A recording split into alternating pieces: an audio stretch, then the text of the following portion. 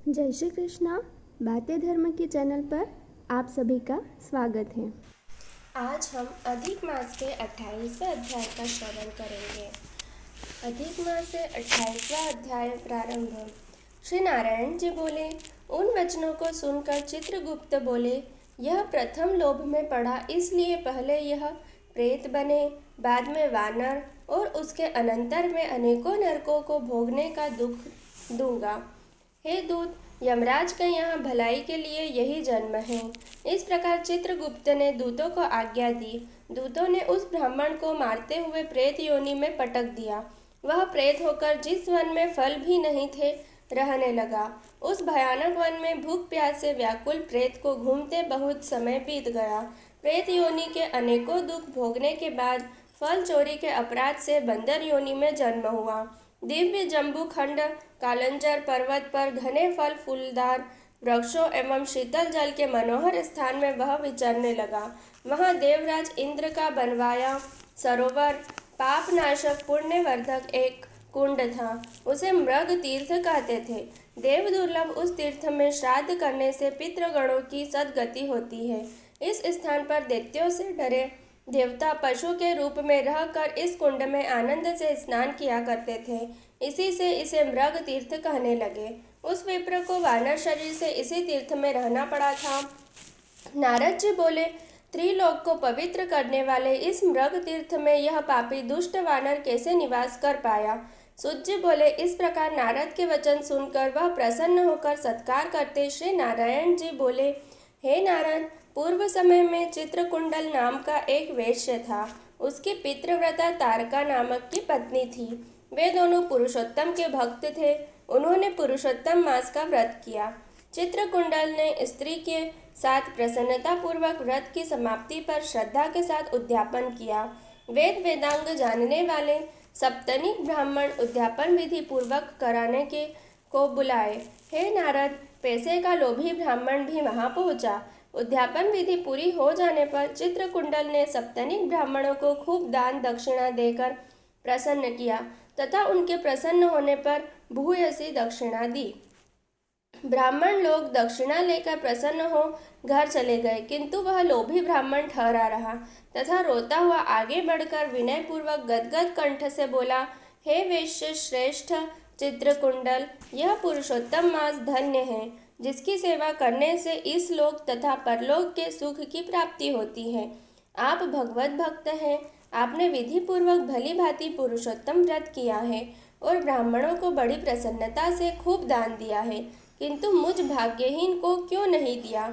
इस प्रकार उसके कहने पर उसने इस कंजूस को भी बहुत सा धन दे दिया और उस ब्राह्मण से प्रसन्नता पूर्वक उस धन को धरती में गाड़ दिया और वहां रहकर श्री पुरुषोत्तम मास की पूजा देखता रहा। धन के लोभ वश की इस मास की प्रशंसा की। पुरुषोत्तम मास पूजा को देखने एवं स्तुति करने के पुण्य से, चाहे वह धन के लोभ से ही की थी, उसका जन्म मृग तीर्थ में हुआ। सुत जी बोले, अच्छे तीर्थ के दर्शन स्तुति तथा सेवन करने से, चाहे वह लोभ से ही किए गए, उस दुष्ट वानर को श्रेष्ठ तीर्थ का सेवन प्राप्त हुआ।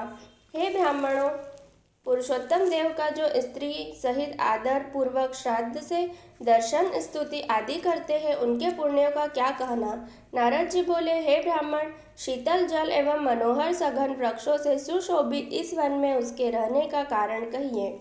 श्री नारायण बोले, हे नारद जी, जब दशरथ पुत्र श्री राम ने समुद्र पर पुल बांधकर रावण को मारा था, विभीषण को छोड़कर सब राक्षसों के मारे जाने पर श्री राम जी ने अग्नि परीक्षा कर श्री जानकी जी को स्वीकार किया। उस समय ब्रह्मा जी, शंकर जी, इंद्र आदि देवताओं ने रावण वध से प्रसन्न होकर श्री राम जी से वर मांगने को कहा।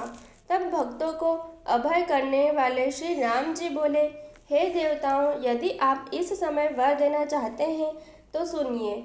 इस युद्ध में जो राक्षसों के हाथों वानर मरे हैं, उन्हें अमृत वर्षा करके जीवन प्रदान कर दे।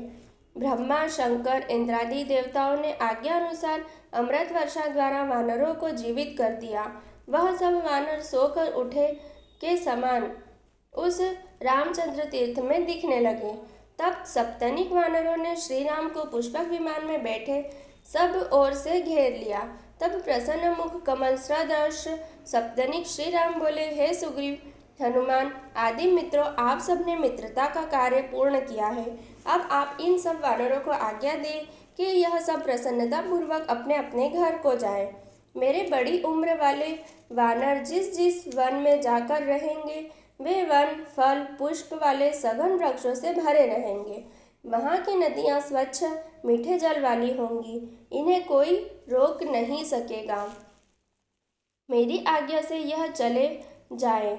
श्री राम जी की आज्ञा पाकर वानर जिस वन में गए, वह फल फूल के वृक्ष एवं मीठे जल युक्त हो गए। श्री नारायण बोले, आगे की कथा सुनिए। वन में जन्म पाकर वह वानर पर्वत के समान बढ़ने लगा तथा भूख प्यास के कारण व्याकुल होकर लोभी वहां भटकने लगा। जन्म से ही उसके मुख में पित्त विकार के कारण घाव था, जिसकी पीड़ा के कारण कराहता रहता था। घाव से खून बहता था, दुख के कारण खा भी नहीं पाता था, किंतु चपलता के कारण वृक्षों के फल तोड़ लेता था। भूख के कारण फलों को मुंह के पास ले जाता था, किंतु घाव के कारण फलों को खा नहीं पाता था। उन टूटे फलों को जंगल में ही फेंक देता था। एक पेड़ से दूसरे पेड़ पर कूदता फिरता था। वह इस प्रकार के जीवन से मरना श्रेष्ठ समझता था। एक बार वह पेड़ पर से पृथ्वी पर गिर पड़ा और दुखी होकर चीखने लगा। उसके अंग अंग टूट गए, शरीर शिथिल तथा भूख प्यास से व्याकुल था। मुंह में घाव का असहनीय दुख था, दांत भी टूट गए थे। यह सब देव के दिए दुख कहे। यह अपने पूर्व जन्मार्जित कर्म फल से वह दुखी था।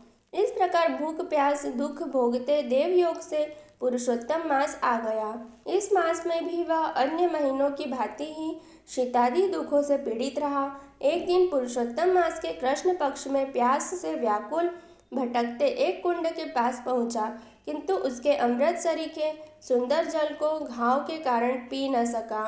भूख प्यास से व्याकुल चपलता के कारण कुंड के किनारे एक वृक्ष पर चढ़ गया और पेड़ से दूसरे पेड़ पर कूदने लगा, किंतु शरीर शिथिल होने से पूरी तरह उछल न सकने के कारण बीच में ही गिरकर कुंड में आ पड़ा। बहुत दिन से भूखा रहने से शक्ति क्षीण हो ही चुकी थी। निर्बलता के कारण उस कुंड से निकलना दुर्लभ हो गया तथा 4 दिन उसी में पड़ा रहा। कृष्ण पक्ष की दशमी से 4 दिन तक वह उसमें ही लोटपोट होता रहा। 5वें दिन दोपहर के समय उसके प्राण निकले। तीर्थ के जल में भीगने के कारण उसके सब पाप निवृत्त हो गए। वह उसी समय नीलकमल सदृश श्याम वर्ण दिव्य भूषणों से भूषित शरीर में दिखने लगा। उसी समय एक विमान जिसमें भगवत भक्त पार्षद बैठे थे, वहां आकाश से उतरे। मेरी मृदड़ वीणा आदि की ध्वनि उसे सुनाई देने लगी। विमान में अप्सराएं नृत्य तथा गंधर्व किन्नर गा बजा रहे थे। इस प्रकार वह दिव्य देहधारी वानर देखकर अत्यंत आश्चर्य करने लगा कि ओहो, कहाँ तो मेरे जैसा पापी और कहाँ ये सुख। यह सुख तो किसी महान पुण्यात्मा के लिए है। उसी समय एक अप्सरा ने आकर चंद्र समान छत्र उसके ऊपर लगा दिया तथा अन्य अप्सराएं भी आनंद से उस पर चंवर आदि झलने लगी। इस तरह का अपने सामने वैभव देखकर वह बड़ा आश्चर्य करने लगा तथा चित्र लिखित सा हो गया। वह विचार करने लगा कि मैं तो अत्यंत पापी था, फिर यह कौन सा पुण्य है, पुण्य का फल है। श्री नारायण बोले, इस प्रकार तरह तरह के विचार करते हुए सुखदायक विमान को देखकर उसे बड़ा ही आश्चर्य हो रहा था।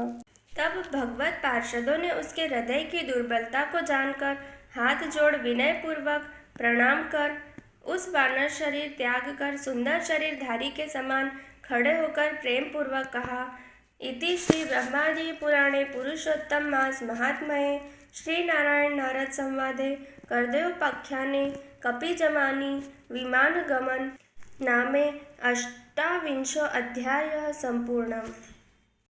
अधिक मास के आगे की कथा भी इसी तरह श्रवण करने के लिए आप मेरे चैनल बातें धर्म की को like, share, comment and subscribe जरूर करें।